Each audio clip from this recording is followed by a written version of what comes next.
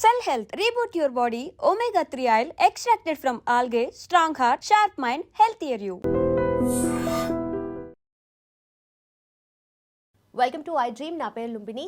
Gut is the gateway to health అంటారు కదా. So gut related issues కానీ వాటి రిలేటబుల్ టాపిక్స్ కానీ అవన్నీ డిస్కస్ చేయడానికి today we have gastroenterologist, hepatologist and therapeutic endoscopist doctor Srujan Kumar Das Singh garu. Let's talk to him. Hello sir, how are you? Hello అండి, I'm fine. How are you? I am good too. So బేసిక్గా మీ దగ్గరికి చాలామంది patients వస్తూ ఉంటారు కదా. So treat me one among them. నాకు generally నా దగ్గర చాలా డౌట్స్ ఉంటాయి, యూజువలీ అడుగుతూ ఉంటాను కదా. సో అలాగే అడుగుతాను. అండ్ మీ దగ్గర విన్నప్పుడు కూడా థెరపాటిక్ ఎండోస్కోపిస్ట్ అని చెప్పారు కదా. So what exactly is therapeutic endoscopy? Yes, సహజంగా ఎండోస్కోపీ అంటే మనకు ఇన్ జనరల్ కామన్ పీపుల్కి అర్థమయ్యేది ఏంటంటే ఒక ఫ్లెక్సిబుల్ ట్యూబ్ ద్వారా మన కడుపులోకి కానీ ఆర్ పెద్ద పేగు ఇంటెస్టైన్లోకి కానీ కెమెరా ద్వారా చెక్ చేయడాన్ని ఎండోస్కోపీ అంటారు. Which is only a part of it. It is called diagnostic endoscopy. అంటే దాని ద్వారా మనం ఏదైనా డిసీజెస్ని డయాగ్నోస్ చేయడానికి వాడతాం. కానీ ఇదే ఎండోస్కోపీ ద్వారా మనం ఏదైనా ట్రీట్మెంట్ చేయడాన్ని థెరపటిక్ ఎండోస్కోపీ అంటారు. ఆ ట్రీట్మెంట్లో భాగంగా డిఫరెంట్ కండిషన్స్లో మనం ఎండోస్కోపీ ట్రీట్మెంట్స్ ఆఫర్ చేస్తాం.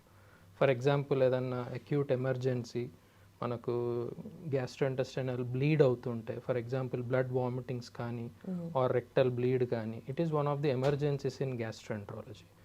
దీని ద్వారా ఏంటంటే ఎండోస్కోపీ ద్వారానే మనం ఆ బ్లీడ్ రిలేటెడ్ సోర్స్ని దాన్ని ట్రీట్ చేస్తాం థెరపటిక్.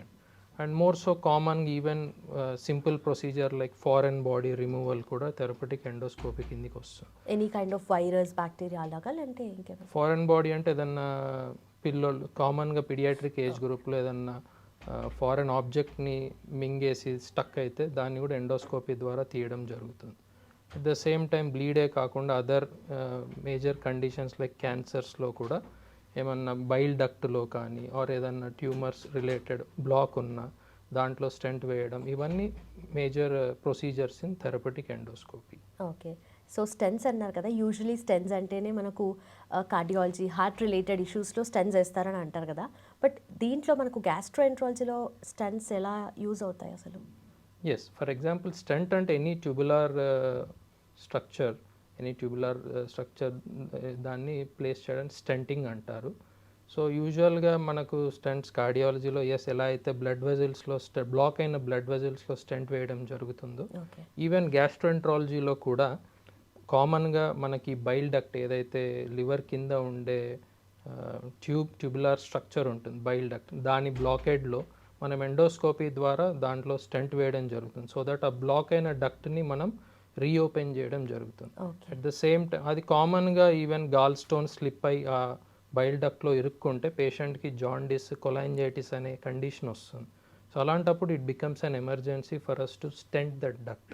సో దా స్టెంట్ వేయడం ద్వారా ఆ డక్ట్లో ఉన్న బ్లాక్ని ఆర్ స్టోన్ని మనం తీసేసి దాంట్లో స్టెంట్ పెట్టడం ద్వారా bile flow is established again and దాని ద్వారా జాండిస్ కూడా తగ్గుతుంది. సెక్రిషన్స్ ప్రాపర్గా అవుతాయి అంటారు. ఎస్, అంటే bile secretions which are secreted in liver, అది డక్ట్లో బ్లాకేడ్ ఉంటే మన పేషెంట్కి జాండిస్ వస్తుంది. సో అది common procedure which is called ERCP అంటారు. సిమిలర్లీ స్టోన్ అనేది simple benign condition, gall stone slip అవ్వడం అది బినైన్ కండిషన్. సేమ్ వే ఇదే కాకుండా ఈవెన్ మ్యాలిగ్నెన్సీ, క్యాన్సర్ కండిషన్స్లో కూడా ఈ డక్ట్స్ బ్లాక్ అవ్వడం జరుగుతుంది because of mass effect are లోపల ట్యూమర్. అలాంటి కండిషన్స్లో కూడా మనం ఈ స్టెంటింగ్ చేయడం ద్వారా ఈ జాండిస్ అన్నది తగ్గుతుంది. ఓకే. సో ఇందాక క్యాన్సర్ ట్రీట్మెంట్ అన్నారు కదా. సో యూజువలీ క్యాన్సర్ ట్రీట్మెంట్లో కూడా ఎండోస్కోపీ హెల్ప్ అవుతుందా? అంటే ఈజ్ ఇట్ లైక్ దానివల్ల కూడా treatment? Yes, it is valid question. ఇప్పుడు లేటెస్ట్గా ఏంటి అంటే ఒకప్పుడు if you take 10-15 years before, cancer అనగానే or even for that matter early stage cancers కూడా for a small lesion surgery మాత్రమే ఒక ట్రీట్మెంట్ లాగా ఉండేది for complete tumour removal. So tumour రిమూవల్లో భాగంగా మనం ట్యూమర్ తీసేయడం ఒక ఎత్తు అయితే, దాని తర్వాత ఆర్ ముందు ఇచ్చే కీమోథెరపీ ఇంకో భాగం ట్యూమర్ ట్రీట్మెంట్ భాగం. అదే ఈ early stages cancer, let's say 1 to 2 centimeters ఉంది, కడుపులో కానీ, ఈసోఫాగస్ ఫుడ్ పైప్లో కానీ, స్టమక్లో కానీ ఆర్ ఇంటెస్టైన్ కోలాన్లో కానీ early lesions, only superficial lesions ఉన్నాయి, అండ్ ఆన్ పెట్ స్కాన్ వేరే చోట ఎక్కడ స్ప్రెడ్ లేదు, ఆర్ సిటీ ఆర్ పెట్లో ఎక్కడ స్ప్రెడ్ లేదు, అలాంటప్పుడు these becomes early gastric or early intestinal cancers. Okay. ఇలాంటి వాటిలో మనం ఎండోస్కోపిక్ చికిత్సలు ఆఫర్ చేస్తాం. And the latest is mucosal resection or third space endoscopy అంటారు ఈ ప్రొసీజర్స్ అన్ని. ఓకే. సో దాంట్లో భాగంగా మ్యూకోజల్ రిసెక్షన్ కానీ ఆర్ సబ్ మ్యూకోజల్ డిసెక్షన్, దీని ద్వారా ఎర్లీ ట్యూమర్స్ ఏవైతే ఉన్నాయో అవి ఇన్ టోటో అంటే మొత్తం ట్యూమర్ రిమూవల్ కంప్లీట్గా ఎండోస్కోపిక్గా మనం తీయడం జరుగుతుంది. And it is possible. So only early స్టేజెస్లోనే ఇది హెల్ప్ఫుల్ అవుతుందా? Yes, definitely endoscopic removal of tumours దానికి లిమిటేషన్ ఉంటుంది. ఎర్లీ స్టేజెస్లో ఉన్న ట్యూమర్ సైజ్లో కూడా కొంచెం చిన్నగా ఉన్న ట్యూమర్స్, కామన్గా 2 centimeters ఆర్ లెస్ ఉన్న tumours, they respond well to endoscopic therapies. Okay. అదే లేట్ స్టేజెస్ ఆర్ కొంచెం ట్యూమర్ స్ప్రెడ్ అయింది, మన ఇంటెస్టైనల్ లేయర్స్లో 1, 2, 3, 4 లేయర్స్ ఉంటాయి, వన్స్ అది మజిల్ లేయర్ని టచ్ అవుతుంది అంటే అప్పుడు ఎండోస్కోపిక్ చికిత్స అన్నది ఫీజిబుల్ కాకపోవచ్చు. ఓకే. దానికంటే ముందున్న ఎర్లీ ట్యూమర్స్, అది స్టమక్లో కావచ్చు, ఇంటెస్టైన్లో కావచ్చు, ఇవి మనం ఎండోస్కోపిక్గా రిమూవ్ చేయడం జరుగుతుంది. ఓకే. సో ఎర్లీ స్టేజెస్లో ఆ రీజన్ వరకే అది పరిమితం అయినప్పుడే ఎండోస్కోపీ అనేది ఇంకొంచెం ఎస్, ఫ్లెక్సిబుల్గా చేయొచ్చు, Yes. ఫీజిబుల్ ఉంటుంది. ఓకే. ఓకే. అండ్ ఆల్సో ఎండోస్కోపీలో అడ్వాన్స్మెంట్స్ డే టు డే బేసిస్లో మొత్తం వరల్డే చేంజ్ అయిపోతుంది. సో ఎండోస్కోపీలో ఎలాంటి అడ్వాన్స్మెంట్స్ వస్తున్నాయి? ఎస్, ఎండోస్కోపీలో అడ్వాన్స్మెంట్స్ అంటే ఇప్పుడు లాస్ట్ ఫ్యూ డికేట్స్ తీసుకుంటే మెడికల్ ఫీల్డ్లో more advancements are more focused on early detection. అది ఎస్పెషల్లీ క్యాన్సర్ డిటెక్షన్ కానీ ఇట్ హ్యాస్ మోర్ సిగ్నిఫికెన్స్ ఇప్పుడు. సో ఈవెన్ ఎండోస్కోపీ ఇందాక మనం డిస్కస్ చేసినట్టు when we come to diagnostic endoscopy అంటే సింపుల్గా పేషెంట్ ఏజ్ బట్టి కానీ ఆర్ సిమ్టమ్స్ బట్టి కానీ మనం ఎప్పుడైనా ఎండోస్కోపీ కానీ కొలనోస్కోపీ కానీ చేసినప్పుడు మనకు ఎంత ఎర్లీ లీజన్స్ డిటెక్ట్ చేయడానికి ఆస్కారం ఉంటుంది. సో ఈ డయాగ్నోస్టిక్ ఎండోస్కోపీలో కూడా లేటెస్ట్గా as in any other field artificial intelligence techniques కూడా యూజ్ చేయడం జరుగుతుంది ఇప్పుడు లేటెస్ట్గా. That is in pipeline actually. And కొన్ని already technologies are already in use ఇప్పుడు. సో దాని ద్వారా ఏంటి అంటే మనకు early cancer detection in colon, especially colonoscopy చేసేటప్పుడు పాలిప్స్ డిటెక్షన్ కానీ అడినోమా డిటెక్షన్, ఇవన్నీ సెన్సిటివిటీ ఆఫ్ దిస్ డిటెక్షన్ అది ఇంక్రీజ్ అయింది. దాని కారణంగా ఏంటి అంటే ఇప్పుడు ఈ డయాగ్నోస్టిక్ ఇన్నోవేషన్స్లో టెక్నాలజీ అడ్వాన్స్మెంట్స్లో భాగంగా by using this image enhancement techniques, అది ఆర్టిఫిషియల్ ఇంటెలిజెన్స్ ద్వారా కావచ్చు or some other technology optical enhancement కావచ్చు. సో దాని ద్వారా మనము ఎర్లీ క్యాన్సర్స్ని డిటెక్ట్ చేయడం అన్నది మనకు ఈజీగా మోర్ హెల్ప్ఫుల్ డ్యూరింగ్ ఎండోస్కోపీ. అలాగే డయాగ్నోస్టిక్ కాకుండా ఈవెన్ థెరపెటిక్స్లో కూడా లైక్ ఇందాక మనం డిస్కస్ చేసిన కామన్ ఉండే conditions and acid reflux disease కానివ్వచ్చు. సో ఈ యాసిడ్ రీఫ్లక్స్ కూడా ఎండోస్కోపిక్ థెరపీస్ అన్నవి మనం ఆఫర్ చేయడం జరుగుతుంది. So in comparison to laparoscopy, this endoscopy treatments in acid reflux disease అవి ఆల్మోస్ట్ ఈక్వల్ రిజల్ట్స్ చూపిస్తున్నాయి. Similarly other advancements like obesity, even weight loss surgeries, ఎప్పుడైతే ఇంతకుముందు or last few డికేట్స్లో laparoscopic surgeries అన్నవి ఒబిసిటీకి very కామన్గా చేయడం జరుగుతుంది. ఇప్పటికి కూడా అవి ప్రాక్టీస్లో ఉన్నాయి. But at the same time endoscopically also bariatric procedures అన్నవి లాస్ట్ 5 to 10 yearsలో they have become more popular and we are doing, even మన హైదరాబాద్లో కూడా రెగ్యులర్గా అవుతున్నాయి, మన కార్పొరేట్ హాస్పిటల్స్లో అవుతున్నాయి. దీని ద్వారా ఏదైతే లాప్రోస్కోపీ ద్వారా గ్యాస్ట్రిక్ వాల్యూమ్ని తగ్గించడం జరుగుతుందో ఒబిసిటీ కొరకు, ఈవెన్ ఎండోస్కోపిక్గా కూడా మనం ఎండోస్టిచ్ యూస్ చేసి ఆ స్టమక్ యొక్క వాల్యూమ్ తగ్గించడం జరుగుతుంది. ఇది ఒక లేటెస్ట్ టెక్నిక్ లాగా మనం భావించవచ్చు. ఓకే. సో నాకు ఇక్కడ డౌట్ ఏమొచ్చిందంటే యూజువలీ డాక్టర్స్ వాళ్ళ నేమ్స్ రాసుకునే ముందు డాక్టర్ అని రాస్తారు అండ్ ఆల్సో ఎండ్లో లాప్రోస్కోపిక్ సర్జన్ అంటారు, ఎండోస్కోపిస్ట్ అంటారు, at the same time bariatric surgery అంటారు కదా. సో ఇది అసలు అంటే జనరలీ విధంగానే ఇప్పుడు గ్యాస్ట్రోఎంట్రాలజీ అంటే రిలేటెడ్ టు గట్ అని అర్థమవుతుంది కదా. సో ఈ మీరు ఇందాక చెప్పిన టర్మ్స్ కూడా జనరలీ జనాలకు అర్థం అవ్వాలి అంటే ఒక వర్డ్లో ఒక లైన్లో ఎలా చెప్తారు? What are the differences between these three? Okay. So even see for example gastroenterologist మీరు చెప్పినట్టు the one who specialises in gut diseases. Okay. గట్లో మనకు కేవలము స్టమక్, పేగులు ఇవే కాకుండా అదర్ ఆర్గన్స్ కూడా ఉంటాయి. దాంట్లో లివర్ ఒక మెయిన్ ఆర్గన్, అది కాకుండా pancreas one of the main organs. So ఇవి అందుకే గ్యాస్ట్రోఎంట్రాలజిస్ట్ యూజువల్గా మా డిస్క్రిప్షన్లో we also deal with liver issues కాబట్టి హెపటాలజిస్ట్ అన్నది యాడ్ చేయడం జరుగుతుంది as a suffix. Similarly laparoscopic surgeon అంటే surgeon who is already a surgeon, let's say he he's already finished post graduation in surgery but who has specialised in laparoscopic procedures. So అంటే ఈ expertise అన్నది sometimes after doing your post graduation you have to do some fellowships also. Similarly, bariatric related procedures kuda. In addition to your post graduation, after post graduation మీరు కొన్ని fellowship programmes world wide ఉన్నాయి, ఇండియాలో ఉన్నాయి, అబ్రాడ్లో ఉన్నాయి. కొందరు అక్కడ కూడా అది ఫెలోషిప్ కంప్లీట్ చేసి వస్తారు. దాని తర్వాతే they usually use the names like bariatric surgeon. ఎందుకంటే అన్ని ప్రొసీజర్స్లో ఈక్వల్ ఎక్స్పర్టీస్ ఉండడం కష్టం.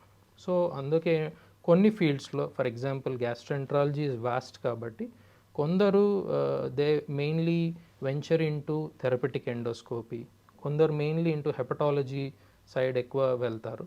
There main concern is hepatology, liver diseases, liver transplant and post liver transplant care. So వాళ్ళని ట్రాన్స్ప్లాంట్ ఫిజిషియన్ అంటారు, హెపటాలజిస్ట్ అని వాళ్ళని అంటారు. So these are the common differences. And also laparoscopy, endoscopy and bariatric, ఈ త్రీకి differences ఏముంటాయి? Laparoscopy is a technique, surgeon use చేసే టెక్నిక్ని laparoscopy అంటారు.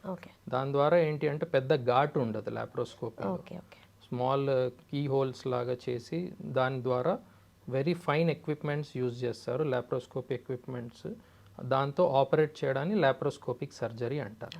బెరియాట్రిక్స్ అంటే it is completely related to only obesity treatment.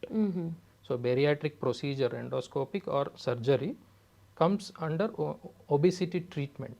వాళ్ళని bariatric surgeon అంటారు, who specialized in that procedures. వాళ్ళు ఎక్కువ ప్రాక్టీస్లో ఎక్కువ ఎఫిషియన్సీ అండ్ ఎక్స్పీరియన్స్ ఉన్నవాళ్ళు ఆ ఫీల్డ్లో ఉంటారు. So bariatrics is a field which deals with weight management in obesity. Whereas endoscopist is definitely a gastroenterologist like me who does endoscopic procedures, both diagnostic as well as therapeutic. Okay. And also ఒబేసిటీకి కొత్తగా trends వస్తూ ఉన్నాయి. So ఒబేసిటీని తగ్గించడానికి at the same time treat చేయడానికి. And also ఇప్పుడున్న trends ఏంటి? And weight లాస్కి కూడా ఇంజెక్షన్స్ యూస్ చేస్తూ ఉంటారు కదా, అది ఎంతవరకు safe? Good question and it is relevant also present జనరేషన్లో. ఎందుకంటే ఇప్పుడు ఉన్న మన ఈవెన్ ఇండియా లేటెస్ట్గా ఈవెన్ మన ప్రైమ్ మినిస్టర్ మోదీ గారు కూడా చెప్పారు, he emphasised on childhood obesity and obesity which is a growing trend in India. So అందుకే ఒబిసిటీ మీద అవేర్నెస్ కూడా చాలా ఇంపార్టెంట్ కామన్ పబ్లిక్కి.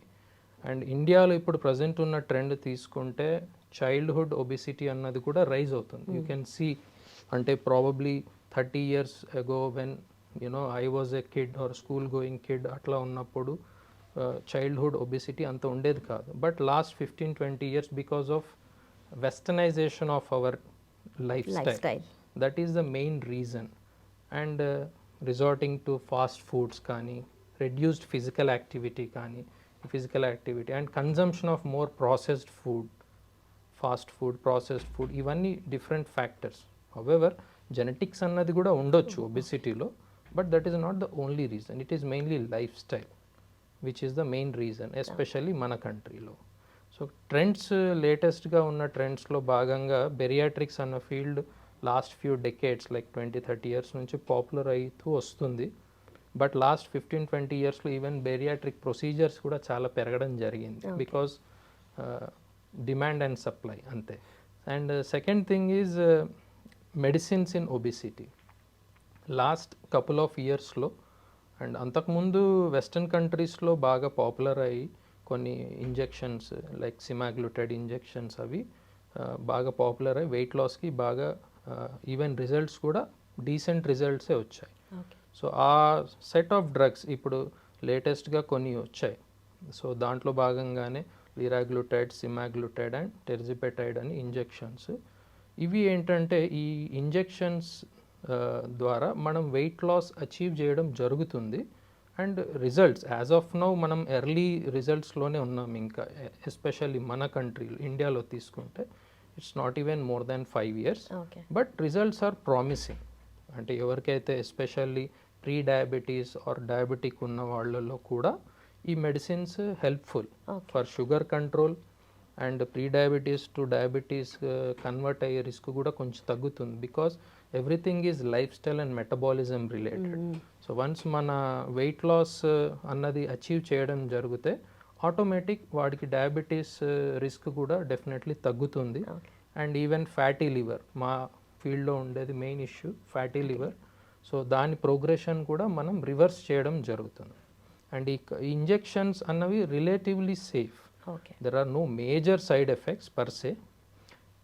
Very rare side effects like pancreatitis and ఒక side effect it is reported, but అదంతా common కాదు. Okay. And దాని contraindications కూడా ఒక టైప్ ఆఫ్ క్యాన్సర్ రిస్క్ ఉన్న పేషెంట్, థైరాయిడ్ క్యాన్సర్ రిస్క్ ఉన్న పేషెంట్కి మనం ఇది ఇవ్వడం జరగదు, అవాయిడ్ చేస్తాం. అవాయిడ్ చేస్తాం. Apart from that routine side effects like nausea, dizziness, కొంచెం అప్పుడప్పుడు కొందరికి డయేరియా, హెడేక్స్, ఇవి common side effects Okay. which are not a major side effect. So they can be safely used, but patient choosing is also important.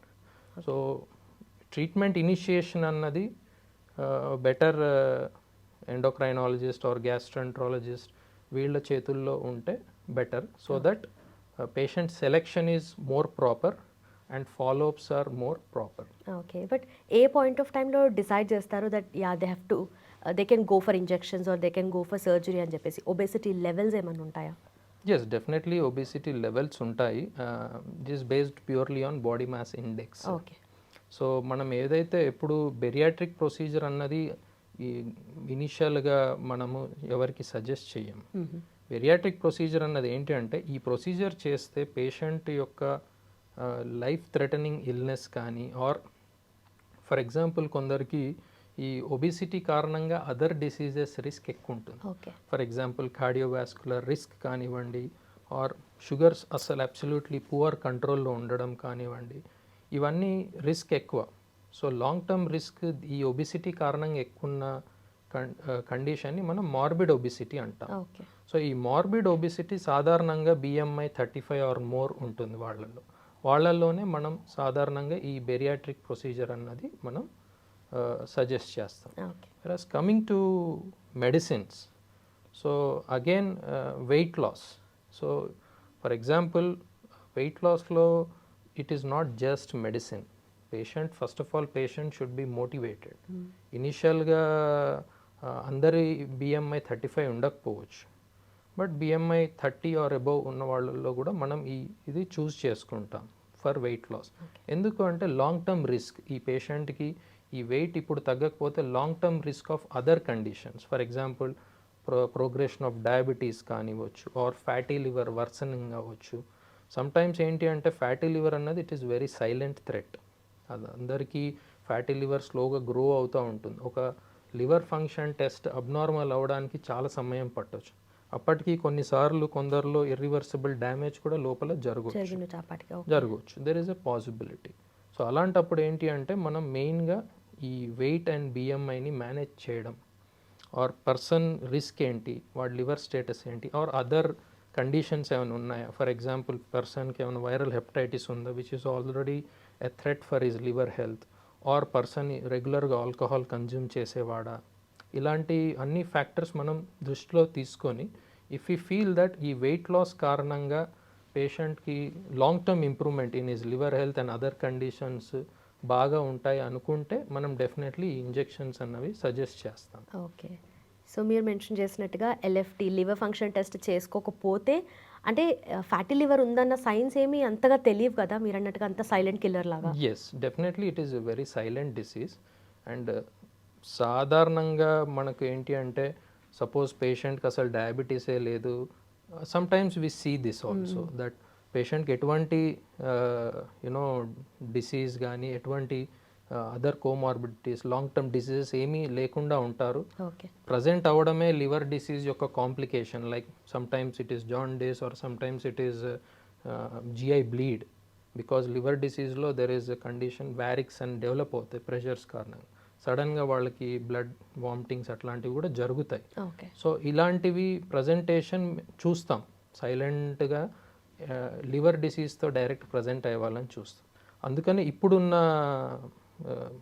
Trend ఏంటి అంటే screening is very important. అంటే where do we stand at least young person or 35+ ఉన్న వాళ్ళు regular screening, they should probably screen their cholesterol levels ఎలా ఉన్నాయి, at least yearly once sugar check చేసుకోవడం. These are better suggestions for any young or middle aged group persons.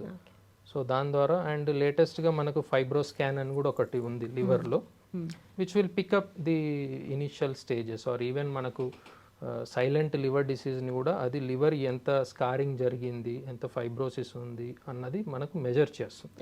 Fatty liver యొక్క severity ఎట్లా ఉంది అన్నది అది సింపుల్ నాన్ ఇన్వేజివ్ టెస్ట్, దాని ద్వారా కూడా మనం డిటెక్ట్ చేయొచ్చు. Okay. And also surgery without any like blade లేకుండా, వితౌట్ బ్లేడ్లెస్ అంటారు కదా, సో అంటే ఎంతవరకు ఉంటుంది, ఎంత ఏమైనా స్కార్ కానీ అట్లా ఏమైనా లీవ్ అవుతుందా? దేని గురించి? ఎనీథింగ్ రిలేటెడ్ టు ఎండోస్కోపీ కానీ లాప్రోస్కోపీ కానీ. Endoscopy is purely scarless. Endoscopy is a natural orifice procedure. We either go through mouth or through the anus. Colonoscopy related procedures అన్నవి బాటమ్ ఏనల్ కెనాల్ నుంచి చేస్తాము. Endoscopy related అన్నది oral cavity mouth నుంచి చేస్తాం. So endoscopy ప్రొసీజర్లో ఎప్పుడు కానీ ఎటువంటి scar ఉండదు. Laparoscopy definitely any surgery has a scar, but laparoscopy అన్నది చిన్న స్కార్స్ ఉంటాయి అండ్ కాస్మెటికల్లీ బెటర్ స్కార్స్ అవి compared to traditional laparotomy which is wide, కొంచెం పెద్దగా లీనియర్ స్కార్ ఉంటుంది.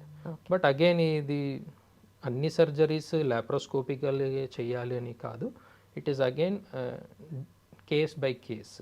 కొన్ని కేసెస్లో నీడ్ ఉంటే yes, depending on the emergency and other factors they have to do a open surgery as well. Okay. And also AI influence కానీ AI usage కానీ పెరుగుతుంది కదా, మీరు కూడా ఇందాక మెన్షన్ చేశారు దట్ గ్యాస్ట్రోఎంట్రాలజీలో కూడా ఏఐ యూస్ చేస్తారు అని చెప్పి, అది ఇప్పుడు ఇంప్లిమెంటేషన్లో ఉందా? ఎస్, ఏఐ అన్నది ఇప్పుడు యాజ్ ఆఫ్ నో గ్యాస్ట్రోలో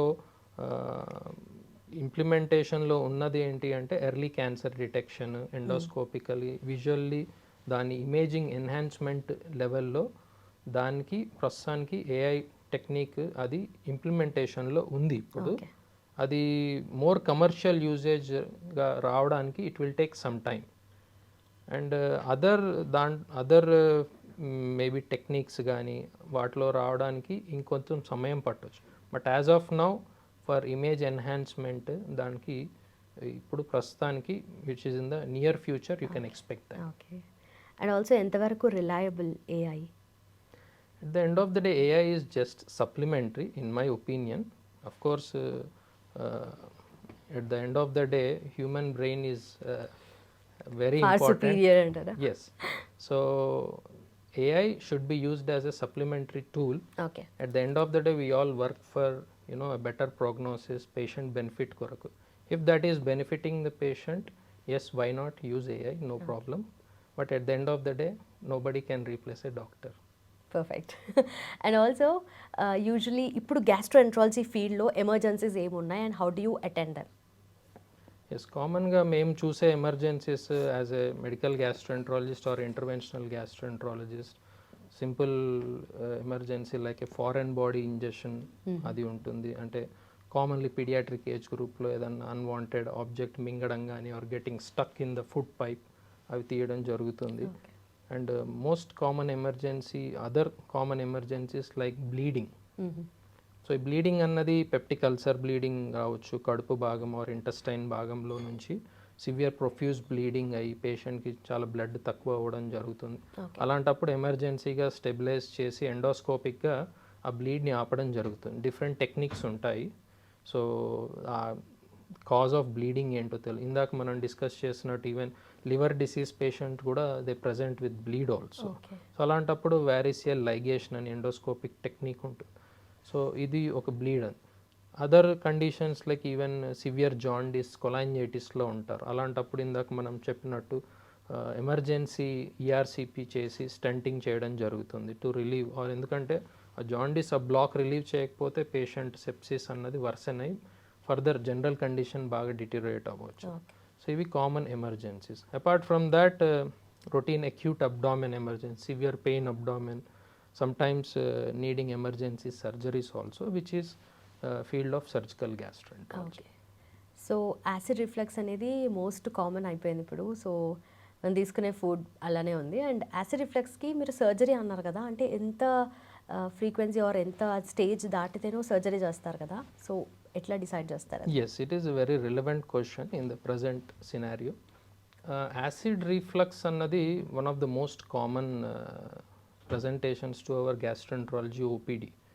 But అందరికీ surgery or endoscopy, even we have endoscopic therapies also acid రిఫ్లక్స్కి, బట్ అందరికీ అవి అవసరం పడవు. ఓకే. ఎవరికైతే రిఫ్రాక్టరీ ఉన్నారు, మెడిసిన్స్ వాడినా కూడా వాళ్ళలో సిమ్టమ్స్ తగ్గట్లేదు అండ్ సిగ్నిఫికెంట్ రీఫ్లక్స్ ఉంది, we measure this reflux by something called 24-hour pH study అంటారు. ఓకే. 24 గంటల్లో వాళ్ళకి బాగా రీఫ్లక్స్ అవుతుంది, మెడిసిన్స్తో తగ్గడం లేదు. కొందరికి హైటస్ హెర్నియా అనే కండిషన్ ఉంటుంది, అంటే దానిలో భాగంగా వాళ్ళకి ఎప్పుడు వాల్యూమ్ యాసిడ్ కంటెంట్ అంతా గొంతులోకి రావడం జరుగుతుంది, which is called volume reflux. And ఈ ఫుడ్ పైప్లో ఈ రీఫ్లక్స్ కారణంగా అల్సర్స్ డెవలప్ అయ్యి అవి అసలు హీల్ అవ్వడం లేదు. ఇలాంటి patients they are suitable candidates for fundoplication. ఈ ఫండోప్లైకేషన్ అనేది లాప్రోస్కోపిక్గా చేస్తే దాన్ని లాప్రోస్కోపిక్ ఫండోప్లైకేషన్ అంటారు. అలాగే మేము ఎండోస్కోపిక్గా కూడా కొంచెం స్మాల్ హైటస్ హెర్నియాస్ ఉన్న వాళ్ళల్లో మేము ఎండోస్కోపిక్గా కూడా ఈ ప్లైకేషన్ చేస్తాం యూజింగ్ టెక్నిక్ కాల్డ్ గర్డెక్స్ అంటారు.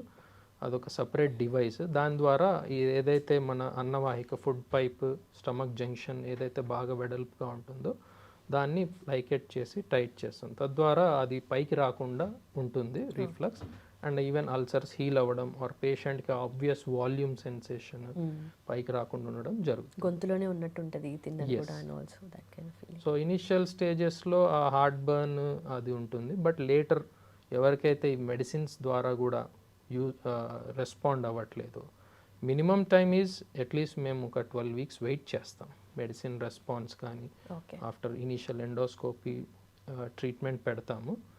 ఈ 3 నెలల కంటే మించి వాళ్ళలో ఉంది అంటే అప్పుడు మేము ఆలోచిస్తాం ఏదన్నా అదర్ కాజెస్ ఉన్నాయా, ఏం లేకుండా weather is a suitable క్యాండిడేటా.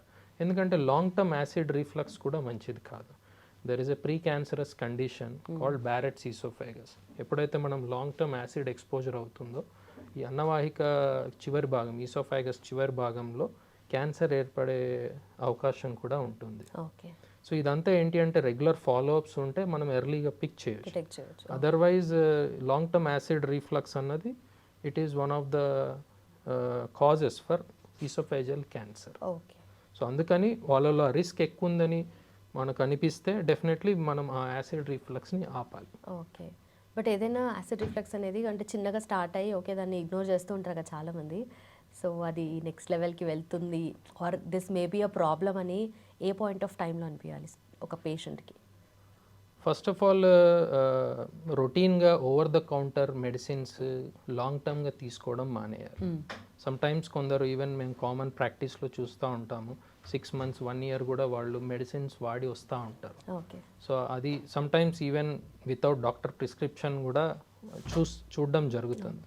So first of all ఆ ప్రాక్టీస్ మానేయాలి. ప్రతి ట్రీట్మెంట్కి ఒక స్పెసిఫిక్ పీరియడ్ ఉంటుంది. ఫర్ ఎగ్జాంపుల్ ఈవెన్ మాకున్న ఈ యాసిడ్ యాజ్ ఆఫ్ నౌ ఈ డిస్కషన్ యాసిడ్ రీఫ్లక్స్ మీద కాబట్టి 8 to 12 weeks అన్నది మేము చూస్తాం యాజ్ అ గ్యాస్ట్రోఎంట్రాలజిస్ట్. మెడిసిన్ పరంగా 8 to 12 weeksలో పేషెంట్ రెస్పాండ్ అవుతారు. ఈవెన్ మెడిసిన్తో సిమ్టమ్స్ అన్నీ ఆర్ ఏమన్నా ఎరోజన్స్ కానీ అల్సర్స్ ఉన్నా అవి హీల్ అవ్వాలి. ఏవైతే దానికి మించి ఉంటే దాన్ని he comes under refractory GRT, అంటే ప్రోటీన్గా రెస్పాండ్ అవ్వట్లేదు అని అర్థం. వాళ్ళల్లో ఏమైనా అదర్ కాజెస్ ఉన్నాయా చూసుకోవాలి, లేదంటే నేను ఇందాక చెప్పినట్టు ఏమైనా పెద్ద హైటస్ హెర్నియా అనే కారణమా చూసుకోవాలి. సో రొటీన్గా మనము in general let's say benefit of doubt ఇంకో 3 months ఇచ్చినా కూడా 3 నుంచి 6 నెలలకు మించి యాసిడ్ రిఫ్లక్స్ సమస్య బాధపడుతుంటే better sit with your gastroenterologist and discuss what are his options. ఎందుకంటే young person or less than say 30-40 years ఉన్న వాళ్ళు లాంగ్ టర్మ్గా యాసిడ్ రిఫ్లక్స్ అంత మంచిది కాదు. ఓకే. అండ్ ఫైనలీ ఇప్పుడు దాన్ బిఫోర్ ఇప్పుడు గ్యాస్ట్రోఎంట్రాలజిస్ట్ దగ్గరికి రావాల్సిన కేసెస్ పెరుగుతూ ఉన్నాయి అండ్ ఆల్సో సిచ్యువేషన్స్ కూడా అలా క్రియేట్ అవుతున్నాయి కదా. అండ్ మీరేం చెప్తారు జనాలకి, what is the kind of life style one should follow? Okay, so life స్టైల్లో భాగంగా 2 things అందరూ చెప్పేదే, బట్ ఎక్కువ మంది చెయ్యండి. ఓకే. సో ఫస్ట్ థింగ్ ఏంటి అంటే డైట్. సో డైట్లో common practice as a gastroenterologist what I usually suggest is adequate fluid intake okay. and regular consumption of fruits and as much as possible avoiding processed food కానీ fast food కానీ. ఎందుకంటే మనకి everything కొన్ని hundreds of years ముందు చెప్పింది every disease starts in gut, that is very valid. So ఈ 3 things avoid చేస్తే better. So fried fatty food ఎక్కువ తీసుకోవడం కానీ fast food and processed food వీటికి దూరంగా ఉండడం better. And second thing lot of fibre తీసుకోవాలి. డైట్లో ఫైబర్ ఇంక్లూజన్ వెరీ ఇంపార్టెంట్. కామన్గా అది మనకు ఉండే గ్రెయిన్స్తో కాకుండా రెగ్యులర్ ఫ్రూట్ కన్జంప్షన్, ఎందుకంటే fruits are rich in antioxidants, vitamins కూడా ఉంటాయి. కాబట్టి మన బాడీ హీలింగ్కి కూడా ఫ్రూట్ చాలా important. So fruit consumption, adequate fluids at least 2 to 3 liters of water తీసుకోవడం and most importantly physical activity. Okay. ఎంతవరకు డైట్ ఒకటే కాదు, ఫిజికల్లీ యాక్టివ్ కూడా ఉండాలి. At least what I recommend is 4 to 5 days of physical activity in a week, at least 30 minutes. ఒకవేళ మీరు 45 minutes వరకు చేయగలిగితే you can do at least minimum 3 days a week చేస్తే సరిపోతుంది. Done sir, thank you so much for your time. Thanks again. Thank you. Yes చూసారు కదా, అందరికీ తెలిసినవే, అందరూ చేయాల్సినవే, కానీ కొంతమంది చేసేదే అని చెప్పారు. సో లైఫ్ స్టైల్ మెయింటెనెన్స్ అనేది ఎంత ఇంపార్టెంటో అర్థమైంది కదా. Thank you so much for watching. Keep watching I dream. Sir, one life lesson what medicine has taught you. Whatever you can do without expecting. But I really believe మన positive attitude ఉంటేనే మనం ఏదైనా సాధించగలం. గట్ని మనం కరెక్ట్గా deal చేసినట్లయితే అది మనకి పాజిటివ్ హార్మోన్స్ని రిలీజ్ చేస్తుంది. షుగర్ వచ్చిన వాళ్ళ పరిస్థితి ఏంటి? పొట్ట దగ్గర పెరిగితే దాన్ని ఆండ్రాయిడ్ అంటారు, ఆండ్రాయిడ్ ఫోన్ కదా. అసలు థాట్స్ ఎందుకు వస్తాయి? బ్రెయిన్ డెడ్ అంటే దానికి ప్రపంచం అంతా కూడా కొన్ని నిర్దిష్టమైనటువంటి లక్షణాలు. మానసికంగా ధైర్యంగా ఉంటే క్యాన్సర్ జయించవచ్చు. You are a doctor for a cause sir, అంతే. వాళ్ళకి వచ్చిన ఆదాయం కాకుండా ఫ్రీ సర్వీస్ ఎంతమందికో చేస్తారు.